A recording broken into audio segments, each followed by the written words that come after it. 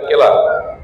आजच्या दिवशी मी कधीही माझ्या आई महालक्ष्मी जी देवस्थान आहे नागपूरमध्ये कुराडीमध्ये 2 लक्ष रुपये आज आहेत आणि 20 लक्ष रुपये नागरिक भक्त हे पुढच्या 10 दिवसात येतील। आजच्या दिवशी कधीच माझं स्थान सोडत नाही, पण आज मी आई महालक्ष्मीला विनंती केली की मला खराडीच्या आपल्या दुर्गा मातेचं दर्शन घेण्याकरता जायचं आहे। त्यामुळे आईना मी परवानगी घेऊन या ठिकाणी आलो आणि मला या ठिकाणी अभिनंदन करायचं आहे नवनाथ आणि आमच्या पूजाताईंचं। या ठिकाणी अत्यंत चांगला नवरात्र उत्सव अत्यंत धार्मिक पद्धतीने अनेक सांस्कृतिक कार्याच्या माध्यमातून या ठिकाणी पुढचे 9 दिवस चालणार आहे। आज आपण या ठिकाणी माननीय आमचे भारतीय जनता पक्षाचे नेते योगेश टिडेकरजी, साडेगावकरजी, मानकरजी, अनुपुरेजी, हरगुडेजी, वडे पाटीलजी आणि सर्व गायकवाडजी आणि सर्वच पदाधिकारी आहेत। खरं तर या नवरात्री उत्सवाच्या माध्यमातून मी एवढंच सांगेल की आपली आई महालक्ष्मी जगदंबा आई दुर्गादेवी ही जी स्थानापन्न झाली आहे ही आपल्या सर्वांच्या जीवनातले जे काही दुःख आहे, आपल्या जीवनामध्ये जे काही एखाद वेळी अमंगल घटना यायची असतं ती मंगलमय होण्याकरता किंवा ती घटना येऊ नये याकरता आपण आई महालक्ष्मीची पूजा अर्चना करतो। संपूर्ण देश, संपूर्ण विश्वातला अखिल हिंदू समाज आज या ठिकाणी आई महालक्ष्मीला नतमस्तक होऊन घटस्थापना करून या ठिकाणी आपल्या भारताची जी संस्कार संस्कृती आहे आणि आपल्या सर्वांचं जे ब्रीद आहे देव देश धर्म कार्याकरता आपण सर्व समर्पित असणारं या ठिकाणी असलेला भक्त आहे। आणि आज मला या गोष्टीचा अभिमान आहे की नवनाथजी आणि आमच्या पूजाताई या अत्यंत समाजाच्या शेवटच्या व्यक्तीच्या कल्याणाकरता आपलं जीवन समर्पित करून या कार्याला पुढे काम करत आहे। या धार्मिक महोत्सवामध्ये आपण सर्वांनी ज्या पद्धतीने या खराडीमधला एक एक व्यक्ती आमची आई बहीण या ठिकाणी आलेले आहेत, ज्या पद्धतीने आत्मीयतेने शेवटी जेव्हा मी इथे आलो जो या ठिकाणी उत्साह दिसला, जे इन्व्हॉल्वमेंट आहे सर्वांचं, म्हणजे नुसता कार्यक्रम करायचा आहे आईचं नवरात्र करायचं असं नाही आहे। या ठिकाणी भजना पूजनापासून जे जे या ठिकाणी आमच्या बहिणी आणि भाऊ आले आहेत, जे भक्तगण आले आहेत, ते आत्मीयतेने धर्म कार्य करण्याकरता इन्व्हॉल्व झालेले या ठिकाणी आपले नागरिक आहेत, भक्त आहेत।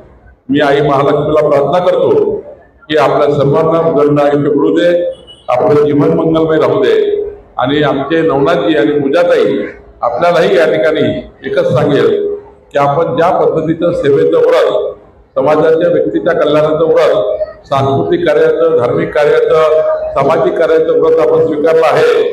अनेक कार्यक्रमाच्या माध्यमातून आपण आता या समाजाला पुढे नेण्याचा विचार करताय, आपल्या घराण्याला पुढे नेण्याचा विचार करताय।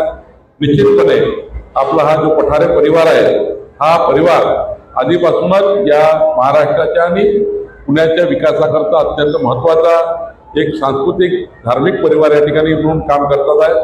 मी आपलं सर्वांचं अभिनंदन करतो आणि आपण सर्वांनी नवनाथजी आणि पूजाताईच्या मागे प्रचंड ताकद या ठिकाणी आपण उभी करूया आणि त्यांनी केलेलं जे सेवेचं व्रत आहे ते पुढे नेऊया।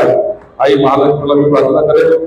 एक गोष्ट मात्र नक्की सांगतो की आज माननीय पंतप्रधान नरेंद्र मोदीजींनी जेव्हा आपण निवडणुकीला समोर गेलो तेव्हा माननीय मोदीजींनी एक संकल्पनामा दिला होता की आमचं सरकार आल्यावर आम्ही गरीब कल्याणाकरता, मध्यमवर्गीयांच्या कल्याणाकरता चांगल्या पद्धतीने आमचं सरकार काम करेल।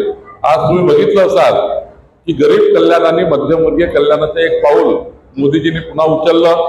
आज गरीब आणि मध्यमवर्गीय जनता जी आहे, जी मध्यमवर्गीय जनता आहे, जी आर्थिक दुर्बल आहे, या जनतेकरता झोपून उठल्यापासून झोपतपर्यंत मनुष्याच्या जीवनाला ज्या ज्या वस्तू लागतात, जे जे आपल्याला अन्न लागतं, वस्त्र लागतं, निवारा लागतो, याचा जर विचार केला तर आज गरीब आणि मध्यमवर्गीयाच्या कल्याणाकरता मोदीजींनी काय केलं तर 28% जे जीएसटीचं टॅक्स आलं होतं ते 5% आणलं आणि काही तर वापस करून टाकलं आणि त्यामुळे आज एका वस्तूवर 80,000 1-1 लाख रुपये रेट कमी झाला। आज 10-12 हजार कोटी रुपयाचं नुकसान होईल सरकारचं, पण यातनं मात्र जनतेला काय मिळालं तर गरीब कल्याणाकरता, मध्यमवर्गीयाच्या कल्याणाकरता ज्या वस्तू आपल्याला जीवनात लागतात त्या वस्तू स्वस्त करण्याचं काम आणि 20% 22% रेट कमी करण्याचं काम माननीय प्रधानमंत्री मोदीजींनी केलं। आणि सोबतच एक मात्र आज नवरात्रच्या पावन पर्वात मोदीजींनी आवाहन केलं की आपल्या देशाला विकसित भारत करायचा असेल, विकसित भारत, आत्मनिर्भर भारत, बलशाली भारत आणि या देशातला सर्वोत्तम भारत करायचा असेल, येणारी पिढी याला उच्च दर्जाची आणि या महाराष्ट्राला देशाला मजबूती देणारी पिढी निर्माण करायची असेल तर माननीय मोदीजींनी आज एक मूलमंत्र दिला। तो मंत्र आधी दिला होता पण आपल्या सर्वांना आज नवरात्राच्या दिवशी तो स्वीकारायचा आहे। मोदीजी असे म्हणतात 2047चा विकसित भारत म्हणजे काय तर या भारतातला एकही व्यक्ती विदेशातील वस्तू वापरणार, स्वदेशी वस्तू वापर करेल, made in India, make in India हे जर वापर केला तर भारताचा पैसा भारतात राहील, या देशाचा पैसा देशात राहील, तो देशाचा पैसा देशाच्या कामात येईल।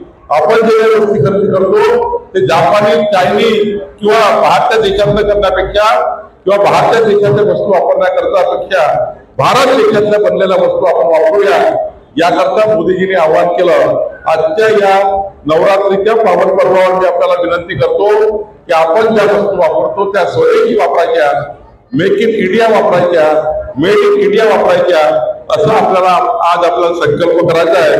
आणि खराडीवासी आज संकल्प करतील की आपल्याला आत्मनिर्भर भारताकरता, मजबूत भारताकरता, विकसित भारताकरता आपण सर्व काम करू। माननीय देवेंद्र फडणवीसजींनी सुद्धा विकसित पुणे 2029, विकसित पुणे 2035, विकसित पुणे 2047चं विजन तयार केलेलं आहे।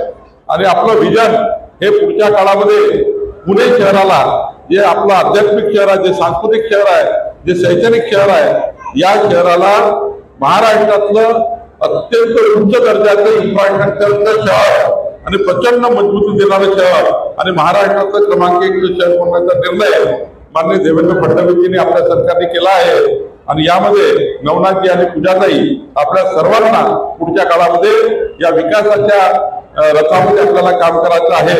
आपण सर्व खराडीवासी पुढच्या काळामध्ये आपल्याला जो या ठिकाणी आपण जो संकल्प स्वीकारला आहे, जे धार्मिक कार्य स्वीकारला आहे, ते पुढच्या काळात पार पाडाल। आणि आता हे 10 दिवस जे नवरात्राचे आहे, हा जो सांस्कृतिक धार्मिक सोहळा आहे, हा प्रचंड उत्साहाने सर्वांनी करा। आपल्या सर्वांना उदंड आयुष्य लाभो अशी प्रार्थना करतो। नवनाथजी आणि पूजाताई आणि आपल्या सूर्योदय प्रतिष्ठान, दुर्गामाता प्रतिष्ठान या सर्व चालवणाऱ्या आमच्या मित्रांना, बहिणींना खूप खूप शुभेच्छा देतो। धन्यवाद।